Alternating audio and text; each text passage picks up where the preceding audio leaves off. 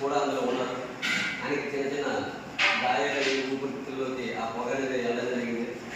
కాబట్టి ఈరోజు వేరేట మండలం 100 గ్రామ సాయిబాబా మందిరంలో బాబాకి ఆ యొక్క కుమారుడు ఆరోగ్యంతో బయటపడాలని, మళ్ళీ యథాస్థితిగా సంతోషంగా మనందరికీ ఆ కళ్ళ ముందు తిరిగేటట్టుగా, సొంత కుమారుడికి కూడా గాయాల పాలై అయ్యి హాస్పిటల్ పాలైతే వస్తున్న ప్రజల ముఖ్యమని చెప్పేసి అనేసి అరకులో పాడేరులో ఒక మన్యం జిల్లాలో రోడ్ల కోసం పవన్ కళ్యాణ్ గారు పట్టుదలతో ఆ కార్యక్రమాన్ని జయప్రదం చేసుకుని తర్వాత కుమారుడు దగ్గరికి వెళ్ళారు.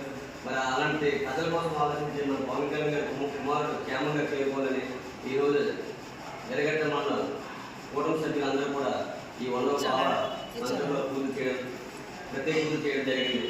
ఈ యొక్క ఆశీర్వాదం ప్రజలందరికీ ఉండాలని కోరుకుంటున్నాను.